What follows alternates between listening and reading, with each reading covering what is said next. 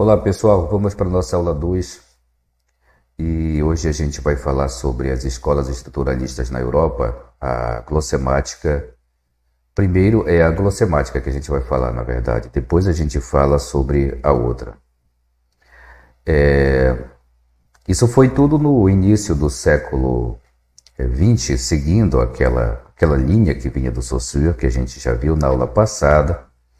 Surgiram as chamadas escolas estruturalistas na Europa. Então é importante a gente entender isso pelo seguinte, porque essas escolas todas que se formaram no século XX, ali, do início do século XX até e vindo depois, elas foram a base para o que foi feito depois, o que é feito hoje.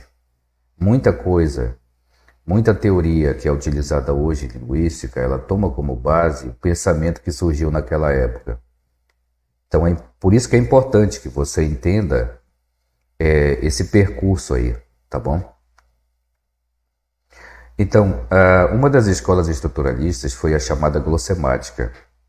Aqui nessa aula a gente vai falar sobre a glossemática, identificar a glossemática como uma escola estruturalista de base saussuriana e identificar os principais conceitos dessa escola. O que é plano de expressão, o que é plano de conteúdo, o que é forma, o que é substância.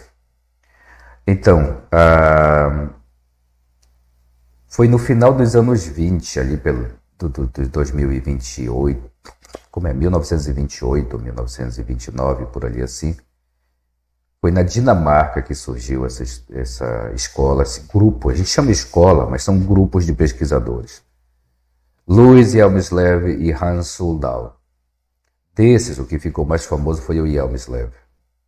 Eles apresentaram um novo tipo de estudo linguístico, eles chamaram de glossemática, que vem do grego glossa, que significa língua. A ideia era criar uma ciência linguística.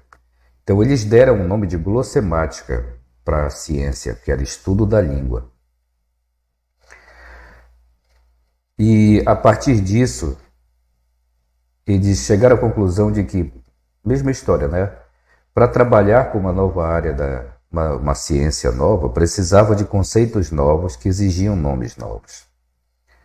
Eles eram pertencentes ao chamado Círculo Linguístico de Copenhague, né? A capital da Dinamarca. Então eles apresentaram uma proposta da glossemática. Ela era muito mais uma proposta, uma hipótese de trabalho para a compreensão de uma língua. Aqui sim, eles procuravam delimitar uma área de estudos da linguagem que procurasse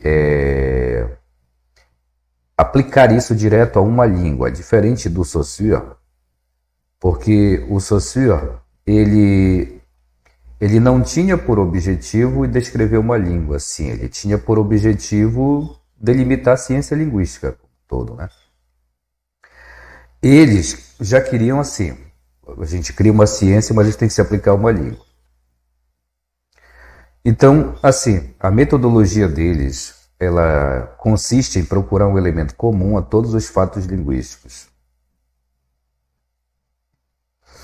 que eram fundamentalmente fatos fonológicos, morfológicos, sintáticos, mas eles incluíam também os elementos textuais. Tá? E aí, a partir desse fato linguístico, derivar as regras de relacionamentos no sistema linguístico. A análise consiste basicamente em partir do seguinte pressuposto: se X está presente em Z, Y também deve estar. Se Y está presente em Z, X também deve estar. Esse Z é a unidade dentro da qual X e Y estabelecem suas relações. Então, assim, eles partem de um elemento maior. Em vez de ir do particular para o geral, eles vêm do geral para o particular, do mais geral para o mais particular.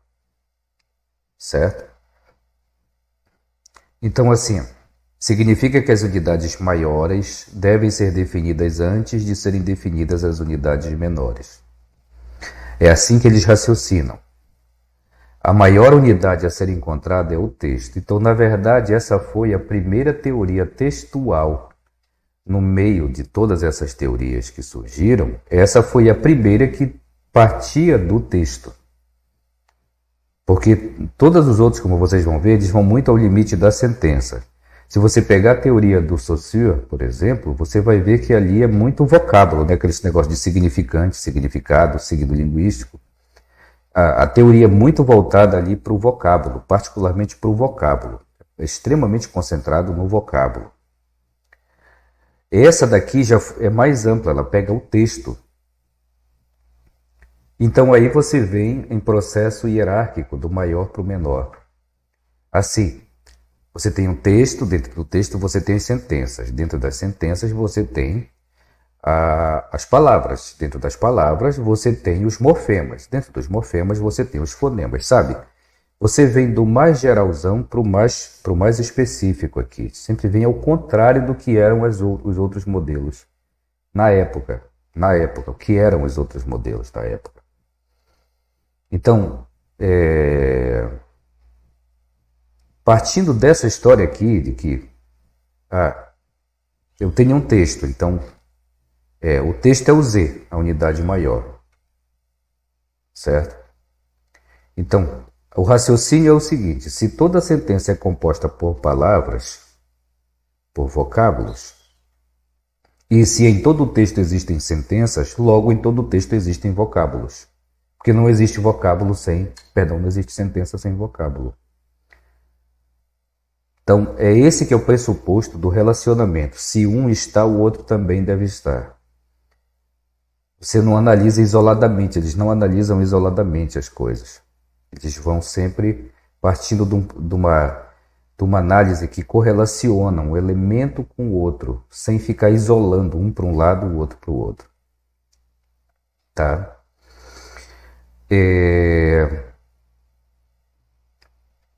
Acabou que daí decorrem os 4 conceitos interligados. Esses são os conceitos com os quais você sempre vai lidar e vai ouvir falar de vez em quando, em algum momento quando você estiver estudando linguística, em algum momento você vai ouvir falar sobre isso.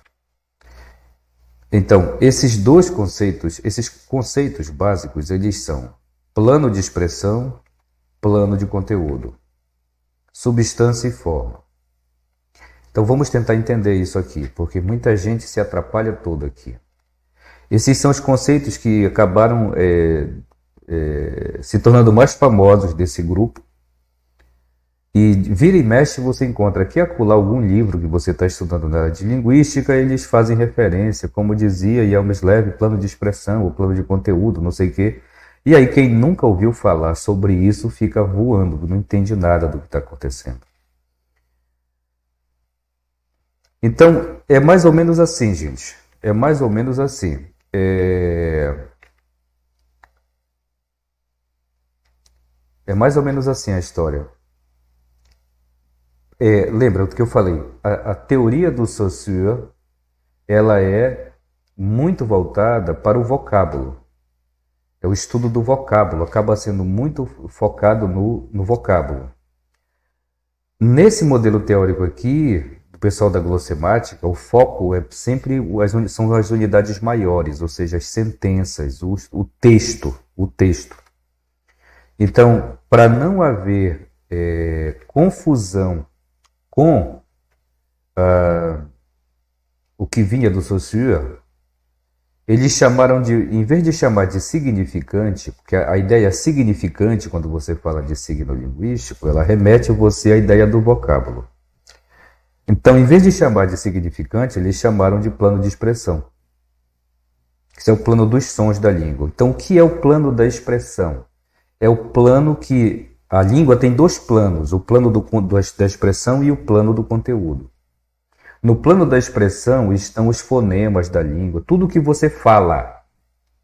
Tá? Pode ser um vocábulo, uma sílaba, uma sentença ou um texto inteiro. Percebe a diferença? A amplitude do conceito?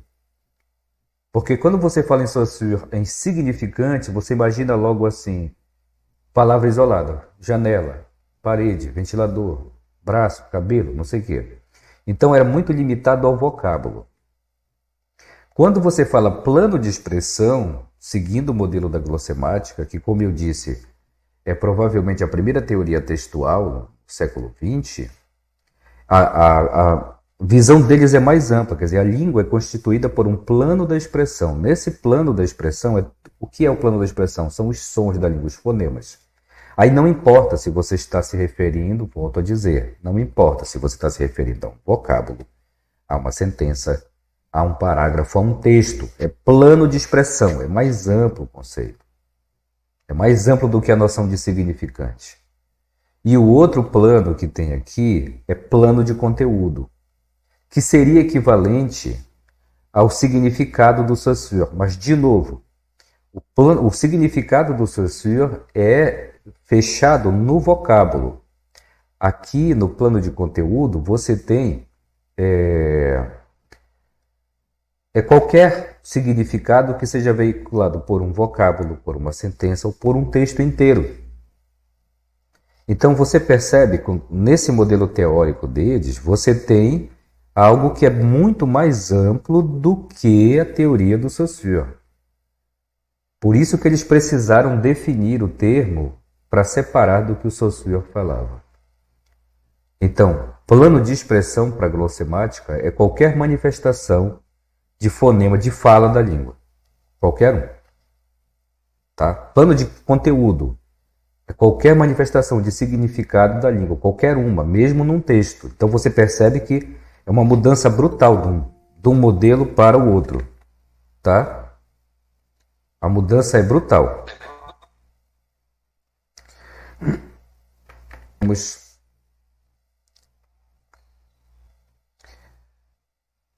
continuar.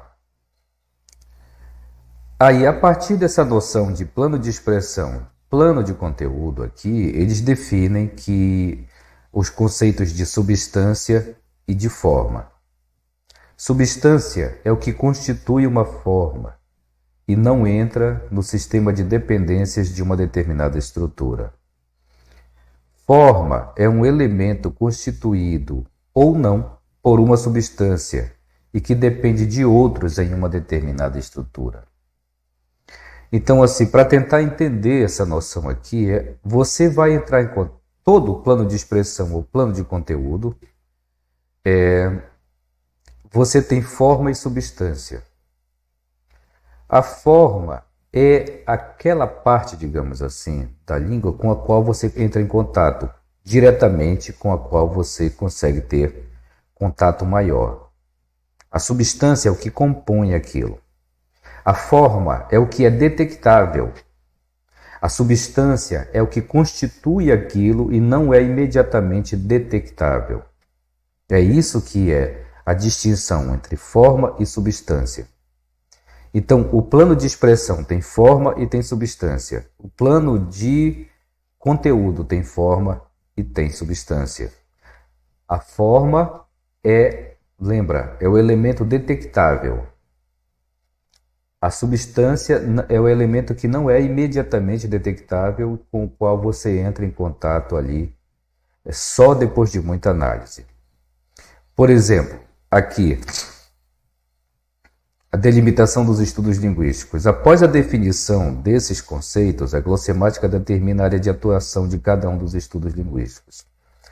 Por exemplo, por que eles precisavam definir esses conceitos? Porque eles precisavam definir as áreas da linguística, qual seria a delimitação para cada uma. A partir disso. Então vamos lá. No plano da expressão, lembra? O plano da expressão é o plano da fala. Inicialmente é o plano da fala, certo? Então, a forma do plano da expressão são os fonemas. Lembra do que eu disse? A forma é o elemento detectável. A substância é o que compõe aquilo que não é imediatamente detectável. Então, para entender um pouco disso, é assim, ó. Tanto um quanto o outro tem tanto o plano de expressão quanto o plano de conteúdo tem forma e substância. Tá? Existe forma e substância do plano de expressão, existe forma e substância do plano de conteúdo. Qual é a forma do plano de expressão? São os fonemas. Porque imediatamente o que você detecta na tua língua são os fonemas. Você fala tá, te, ti, to, tu. Você fala o fonema T. Tá, te, ti, to, tu. O fonema D. Da, de, di, do, du. Você fala o fonema D. Você fala o fonema me. Ma, me, mi, mo, mu. Certo?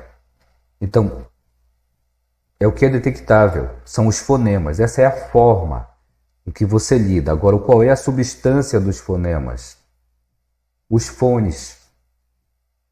Porque os fones são efetivamente aquilo que você fala, só que eles não são imediatamente detectáveis. Por exemplo, você não percebe que quando você fala tá, te, ti, to, tu, quando você fala ti, você não percebe que você está falando um alofone do T, que é o tchê. Para você é tudo T. Você não percebe, porque você percebe logo a forma, que é o fonema. É o fonema T para você. Certo? Tanto que qualquer pessoa diz, não, o tio é com T, de tatu. A pessoa pula de um para o outro e não percebe. Que em tio, tipo, o T diante de I, a gente usa o alofone tchê. Mesma coisa com o D. A gente usa o alofone J diante de I. A gente fala da, de, di, do, du. Então a gente fala dia, mas jura que está falando o fonema D. Então por isso que fonema os fonemas constituem a forma do plano de expressão, que é com que você entra em contato. Mas qual é a substância do plano dessa forma? O que é que constitui efetivamente essa forma? São os fones, que é o que efetivamente a gente fala. Aí ficam definidos dois planos de ciências aqui. A fonética estuda os fones, a fonologia estuda os fonemas. Você percebe que ao fazer essa diferenciação, fica muito claro qual é o âmbito de ação de cada uma das ciências.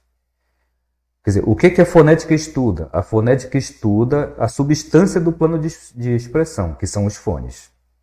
O que é que a fonologia estuda? A fonologia estuda a forma do plano de expressão, que são os fonemas. Tá? Aí, no plano de conteúdo, a gente tem forma e substância. Qual é a forma do plano de conteúdo? Quais são as formas do plano de conteúdo? Com que é que você entra em contato imediatamente? São os morfemas, são os lexemas, as sentenças.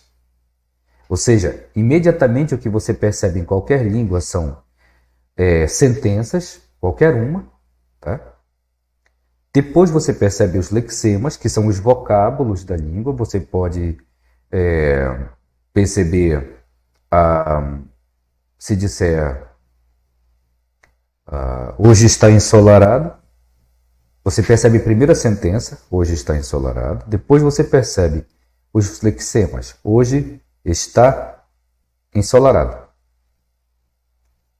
Depois que você percebe os lexemas. E por último, você percebe os morfemas.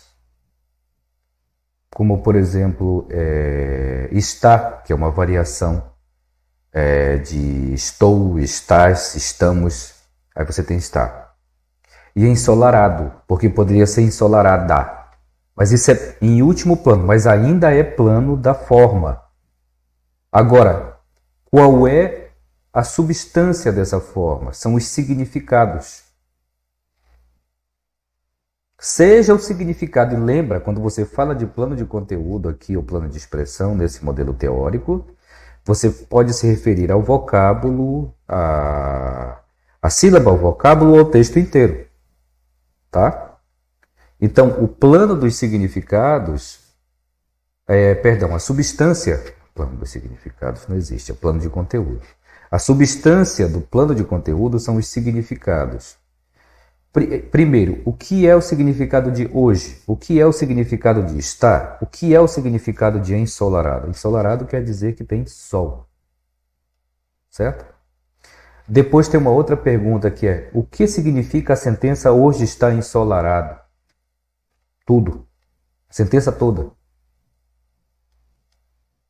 Aí você pode fazer as interpretações que quiser, daí hoje está ensolarado, pode ser um bom dia para lavar roupa, pode ser um bom dia para ir à praia, né?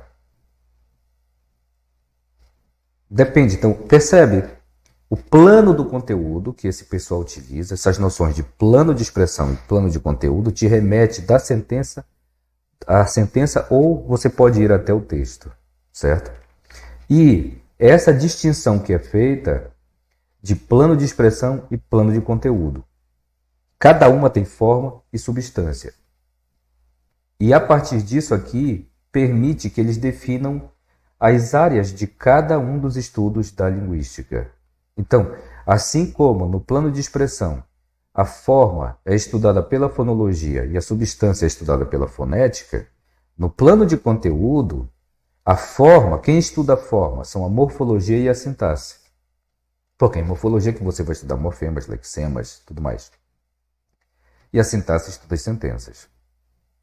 E a semântica estuda os significados, ou seja, ela estuda o plano de substância ela estuda a substância, perdão, do plano de conteúdo, tá? Então, cadê? A semântica estuda a substância do plano de conteúdo. A morfologia e a sintaxe estudam a forma do plano de conteúdo, sendo que a morfologia estuda morfemas e lexemas, basicamente, e a sintaxe estuda as sentenças.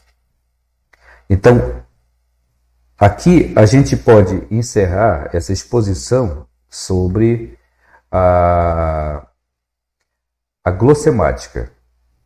A glossemática foi uma escola estruturalista de base saussuriana que surgiu na Dinamarca no final dos anos 20, 1928, 1929, 1930, por ali assim. E, em vez de chamar de linguística, eles preferiram chamar de glossemática, que era para dar o nome da ciência linguística. Glossemática vem do grego glossa, aqui ó. Vem do grego glossa, que significa língua em grego, né? Então, glossemática seria um estudo da língua. E, a partir disso, eles definiram os conceitos básicos. Não, aqui já é outra escola. Está aqui. Eles definiram os conceitos básicos de plano de expressão e plano de conteúdo. A língua tem plano de expressão e plano de conteúdo. Plano de expressão são as manifestações sonoras da língua, seja numa sentença, num vocábulo, numa sentença ou num texto, porque a teoria deles permite ir até o texto. Lembra que eles partem sempre do geral para o particular. Então, eles vêm do texto para a sentença, da sentença para o vocábulo, do vocábulo para o morfema e do morfema para o fonema. Eles tinham o contrário. Certo? Eles diziam que era melhor compreender a língua assim. Então eles definem que tudo na língua é plano de expressão ou plano de conteúdo. Quer dizer, o que você fala, os fonemas, tudo que tiver fonema, portanto, é plano de expressão. Plano de conteúdo é o plano dos significados da língua, seja o significado de um vocábulo, de uma sentença ou de um texto. Agora, cada um deles tem forma e substância. A forma é aquilo que é imediatamente detectável por você. E a substância não é imediatamente detectável, mas é aquilo que constitui aquela forma. Então você tem, no plano de expressão, você tem forma e substância. E no plano de conteúdo, você tem forma e substância. Tá? Quem são as formas do plano de conteúdos? São os morfemas, os vocábulos, as sentenças. Quem é a substância do plano de conteúdo, os significados? E no plano de expressão, quem é a forma do plano de expressão? São os fonemas. E quem é a substância do plano de expressão? São os fons. É essa que é a glossemática. Certo? Então, gente, agora, terminada essa exposição aqui sobre a glossemática, deixa eu ver se alguém já fez alguma pergunta aqui, se tem alguma coisa. Alguém quer fazer alguma pergunta? Teve algo que ficou confuso? Ou vocês preferem deixar para fazer na próxima aula?